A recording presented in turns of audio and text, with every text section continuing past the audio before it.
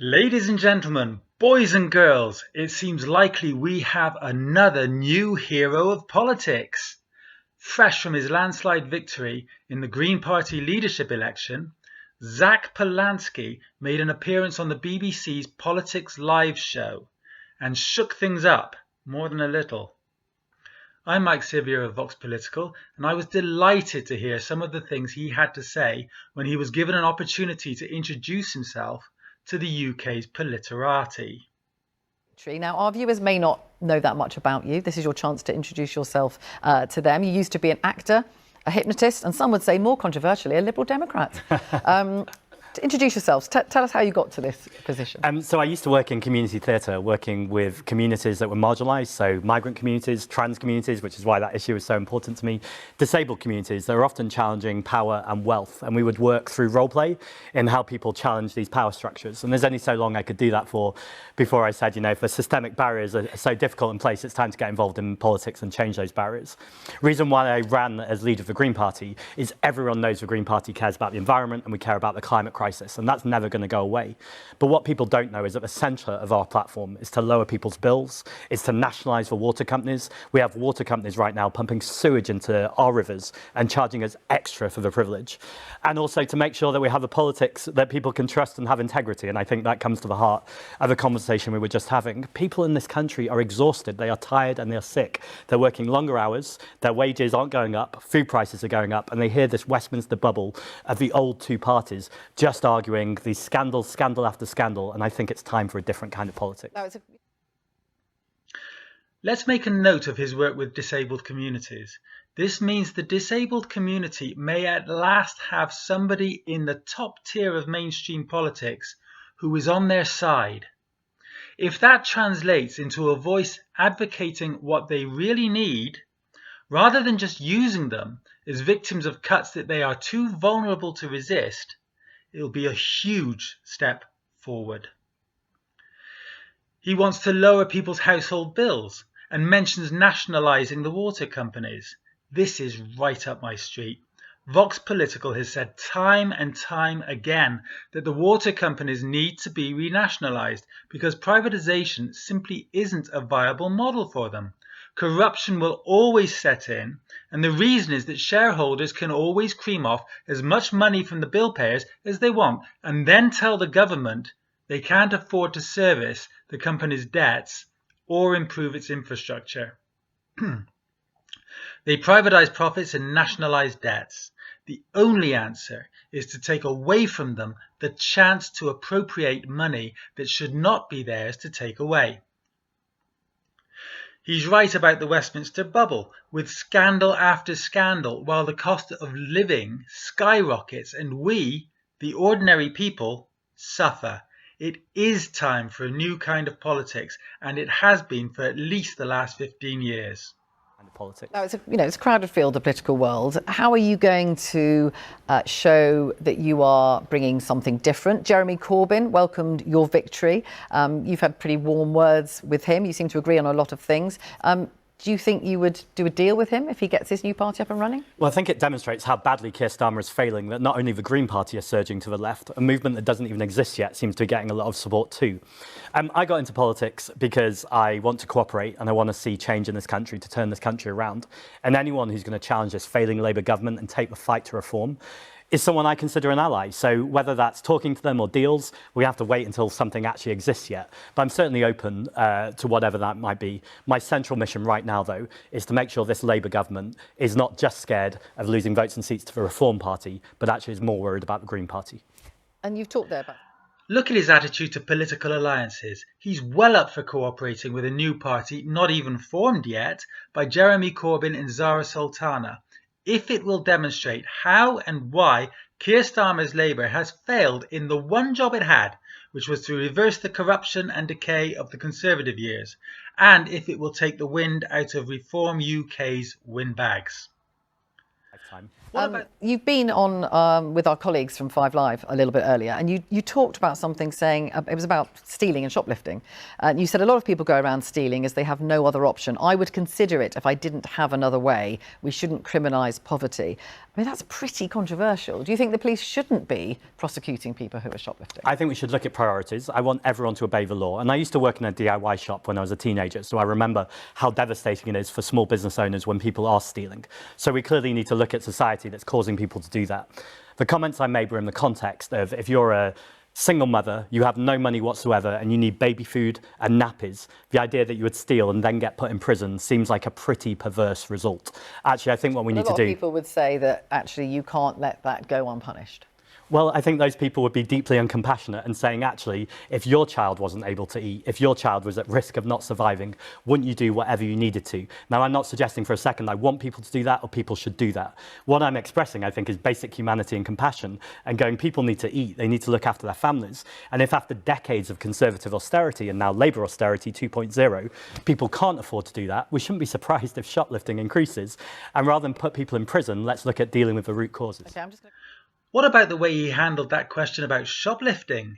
He was saying very clearly that if it is on the rise, it is because people are too poor to make ends meet. And that is a societal problem. The answer is to examine how society can change the situation so that we all have the ability to make our way in the world.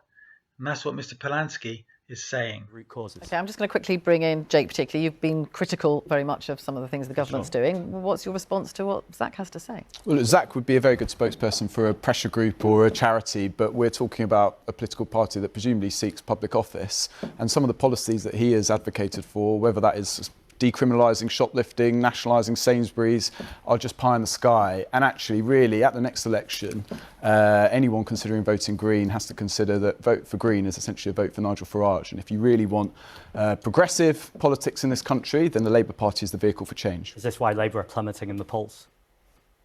Well, there's always difficulties in government, but actually, we're getting down to work to try and change the country rather than just spout about it on social media. I'm not sure the viewers will be either. People have an option.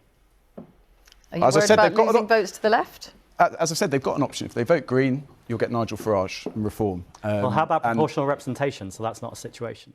Right. Moving on, Mr. Polanski sparred, most significantly, with the Labour Party's Jake Richards, who kicked off with the tired old refrain that voting for the Green Party just means getting the most popular right-wing enemy, in this case Nigel Farage and Reform UK.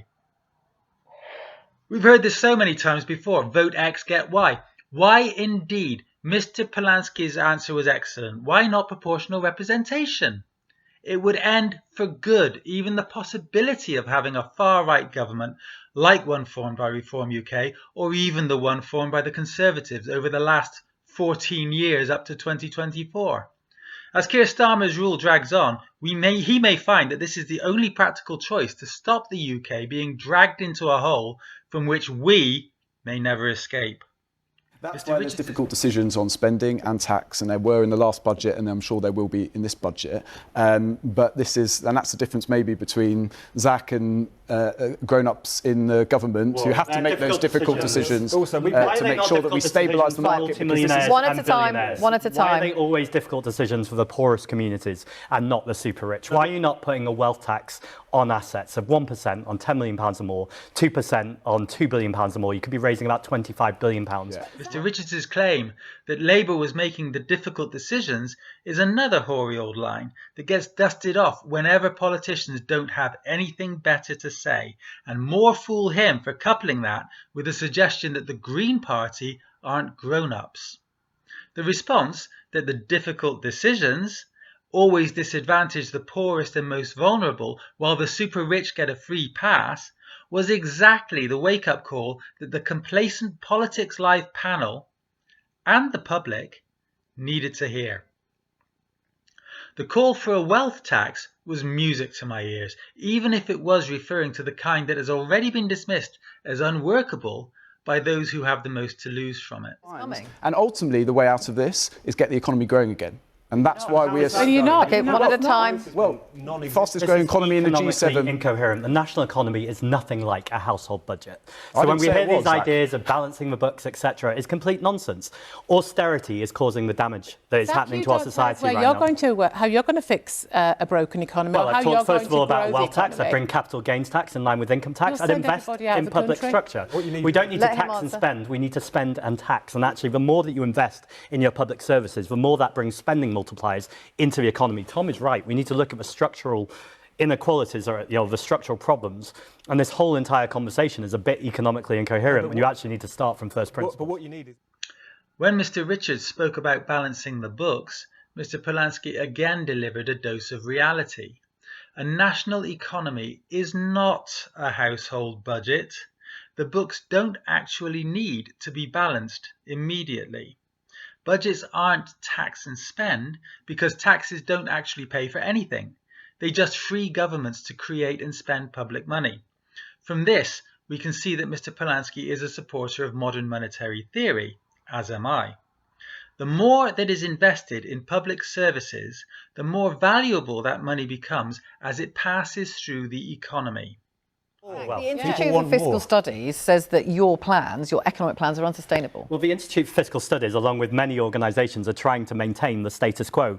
Is the status quo working? People are starving, there are homeless people, the gap between the rich and poor has got wider and wider. Since the start of the pandemic, billionaire wealth in this country has doubled. Meanwhile, our public assets are being stripped away. And that's fundamentally because both the Conservative government and the Labour government are taking money from public money and putting it into private wealth. You talk about a wealth tax, and there's lots of evidence from around the world that a wealth tax doesn't work because the wealthy are able to avoid it.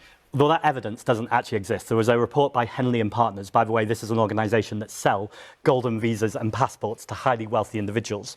They did a report based on their LinkedIn profiles that said that 0.3% of millionaires and billionaires might leave. I'm more worried about the 30% of doctors who are saying they might leave this country because the NHS is in such a state. Who are we more worried about? Multimillionaires and billionaires who aren't paying their taxes or people running our NHS? There's that line about the Institute for Fiscal Studies trying to maintain a status quo that only helps the rich and harms the poor. We don't need him to prove that because we can see it in our everyday lives. Successive governments have stripped the UK of its assets and given them to private wealth.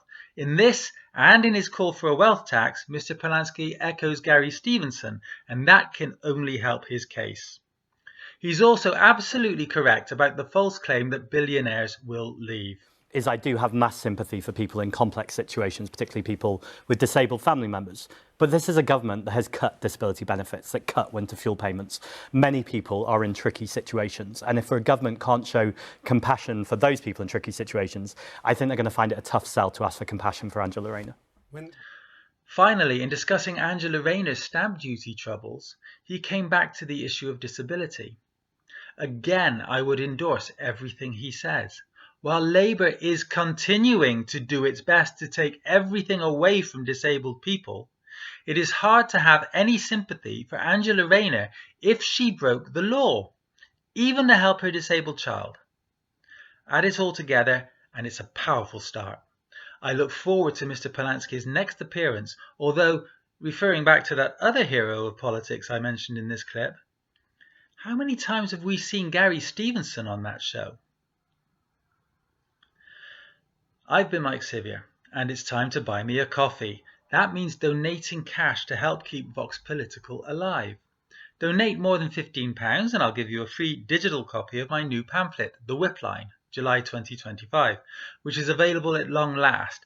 Donate £20 or more and I'll give you a choice between a free digital copy and a free paperback book.